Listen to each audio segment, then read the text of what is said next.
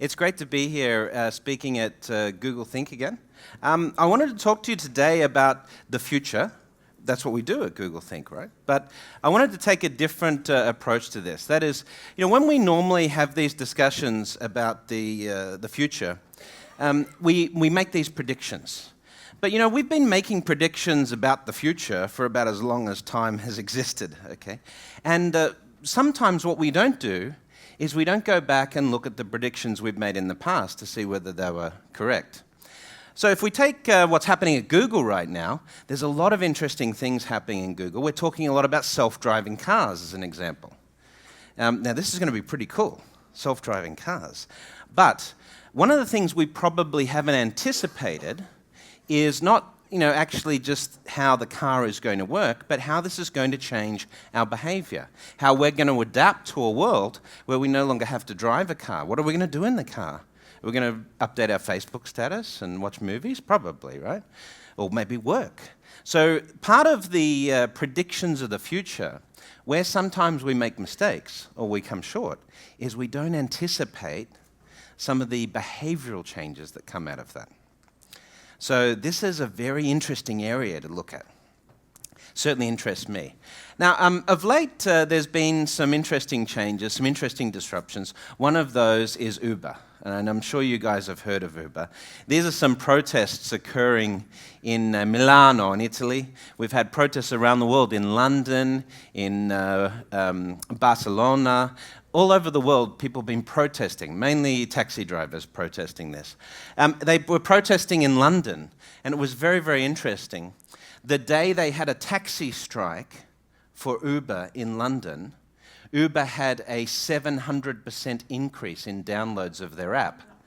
I don't think that's what Uber, the London cabbies, intended when they had the taxi strike. But you see, the taxi drivers in London, they thought Uber was about, or they thought taxis was about getting from point A to point B.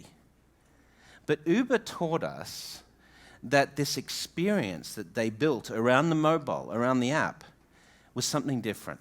It was the experience of Uber that changed it. Now, this is not just about getting from point A to point B. There's a lot of nuances here. If you're trying to wait for a taxi, and you've booked a taxi and the taxi's running late, especially in Sao Paulo with the traffic, you're sitting there, you're waiting, you're getting anxious. But if you've got your phone and you can pull it out and see where the taxi is, the stress level goes down. You're relaxing. You now know the car is on the way. The uncertainty disappears. So this is part of the experience that Uber really differentiated on. The other element, of course, is the payment. There's no swipe, there's no tap. You just get out of the car and pay. Now, it's interesting, back in 2005, Microsoft did this video on the future of banking, and embedded in this was a payment scenario getting out of a taxi. So back in 2005, Microsoft predicted this scenario where we would pay with our phone. What they didn't predict was that the disruption of the smartphone would disrupt taxi business itself. They didn't see that coming. They saw the payment innovation coming, but they didn't see disruption of taxis. So how much of this, when we predict the future, how many of these changes do we see coming, but how many of them do we miss? That's really interesting thing to look at. So when we look back at these predictions that we made in the past, this is from a concept phone from around 2005. And you may have seen Nokia Morph and other phones that they put out there. We thought that smartphones of the future would be like mini computers that we would carry around with us. So the focus was on that functionality of these devices. And we weren't wrong. We carry around extremely powerful computers in our pockets these days. In fact, back in 1985, Bank of America had 7 IBM 3033 mainframes, which did about 40 gigaflops of processing speed for Bank of America in their San Francisco data center. Today, in the smartphones that we carry around, the most powerful smartphones we have, with the Snapdragon 805 processors and the Samsung quad-core processors, they're 30 times more powerful than that stack of technology that Bank of America had just in 1985. That's incredible. So we are carrying around these incredibly powerful supercomputers in our pocket. What do we do with these incredibly powerful supercomputers? Well, we play Flappy Bird and Angry Bird and update our Facebook status, right? So this is a behavior that we didn't see coming.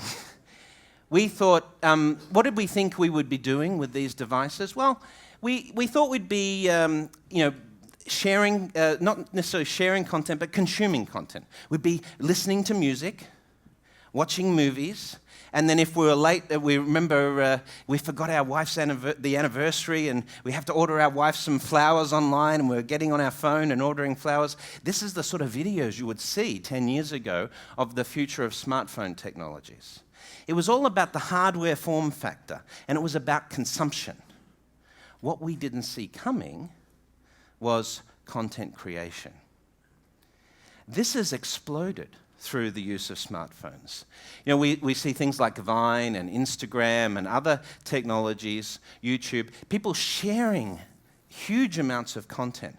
We just didn't anticipate this 10 years ago when we saw these predictions of the future. This is something really interesting. This is something different. Because this has had a profound impact on the architecture of the internet and the way we use the internet. By 2017, 2/3 of all data that passes across mobile networks will be video. And probably 10% of that's still going to be selfies, right? But we pass this immense amount of data. Now, this has created some really interesting outlier things that we didn't anticipate. For example, about 10% of all photos in existence were taken in the last 60 days. That's a pretty incredible statistic, isn't it?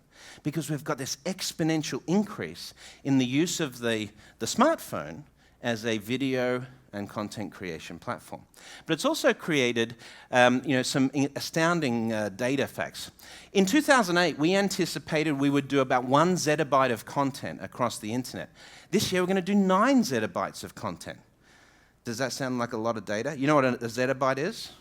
You got gigabyte, terabyte. What comes after that? Petabyte, exabyte, and then zettabyte, right? Don't worry, you don't have to remember this. I'm not going to test you on this later, right? After zettabyte comes a yottabyte, named after Yoda, the character out of Star Wars. But anyway, let's get focused. So 9 zettabytes of content. That's 9 times what we estimated back in 2008 because we didn't see the content creation element coming. Now, to put this in perspective, 9 zettabytes of content, how much is that? If you take every book, every magazine, every newspaper we've ever printed throughout history, we generate that same amount of content today 200,000 times every second of every day. That's incredible. We didn't see that coming.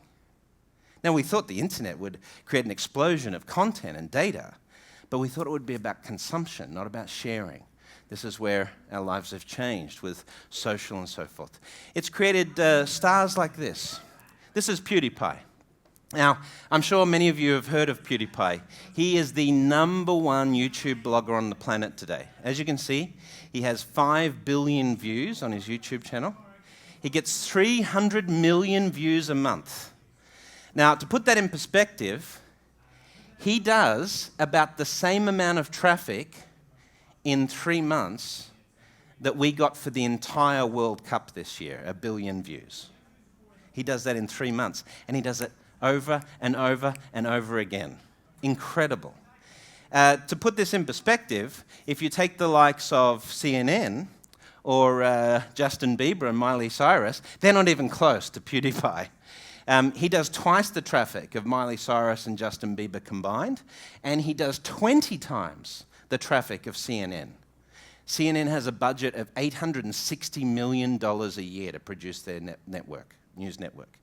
My guess is PewDiePie probably has a slightly lower budget than CNN. So we didn't see this coming. We didn't see this element of these new stars. Back when I was growing up at high school and when I first started working, MTV was where the stars came from, right? Now it's things like YouTube and Vine, these sorts of things. This is a Viner. Her name is Lauren Giraldo. And she gets paid $25,000 US to produce a 6-second Vine video. That's pretty incredible. Why? In the category of 13 to 17-year-old teenage girls, she is 50 times more influential for purchase decisions than Vogue magazine. She's 25 times more powerful as a brand for purchase decision in that age bracket than Victoria's Secret. Now do you know why she gets paid $25,000 to do a 6-second video? So here's the question. With people like PewDiePie and Lauren Giraldo, how do brands get influence today? Well, it's not through traditional media. It's not through advertising on television or newspaper or billboards anymore. These things just aren't working to create influence and awareness anymore. How do you get someone like Lauren Giraldo or PewDiePie to talk about banking and finance? You probably can't. So that's a real issue for us as bankers. How are we going to capture the interest of this new generation? You see, the generation of the baby boomers, the Gen X, they're the touch and the feel generation. We saw in the last presentation a lot of discussion about the branch, okay? But we used to feel like it's not real unless there was bricks and mortar. It's not real unless we could go down to that store and try on those clothes and those shoes. I'm never going to buy shoes off the internet. But the Gen Ys, the millennials, they're the see and the hear generation. Unless they've seen it on YouTube and heard about it through social networks, the brand is not relevant. The influence has shifted. We didn't see that coming. So what about when we think about banking? Well, we have to put this in context. You see, when we think about what happens next, the smartphone is just the start. We've got a whole stream of consciousness that's coming. Data elements and real-time contextuality that's coming through smart devices like smartphones and so forth, that's further going to change the way we think about brands, the way we're influenced, the way we share, the way we connect. The smartphone was just the start. In fact, when we look at things like Google Glass and the Google contact lens coming in the future, we understand that actually this is more about our world being augmented. This data is starting to inform us in different ways. In fact, that data is starting to look a lot like advice, something that can help us make decisions day to day. It's no longer about interactivity or usability. It's now becoming about how we perceive the world and how this changes our thinking. Let me illustrate the element of how this data is incredible in terms of its capability. This device here is called a vessel. You can see it, it's a startup based out of US right now. You can pour a drink into this cup and it will tell you what is the drink inside your cup. And it will tell you how many calories that drink has. It can even differentiate between different types of Starbucks coffee. And the device on the right is called a SIO. This is a spectrometer. You link it with your smartphone, with your Android or your iOS smartphone, and you wave it over the meal in front of you, and it will tell you how many calories are in the meal that you're about to eat. Now, this is changing the way we perceive the world, these sensors and data. But it's more than that.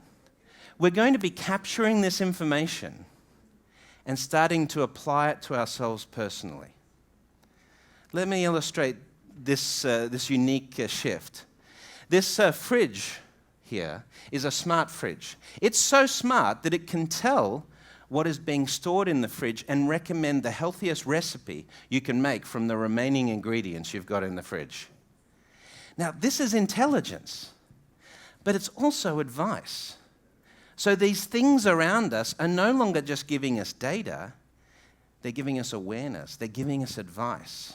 And in the past, we used to think that in respect to finance and banking, that you needed to see someone face to face to get advice. And that a human was always going to be better at giving you advice than a computer. But this is changing the dynamic. Let me illustrate it. In Japan at the moment, in fact, worldwide, there is a Japanese pop star. Some of you may have heard of her. Her name is Miku, Hatsune Miku. Miku is a Japanese word for future.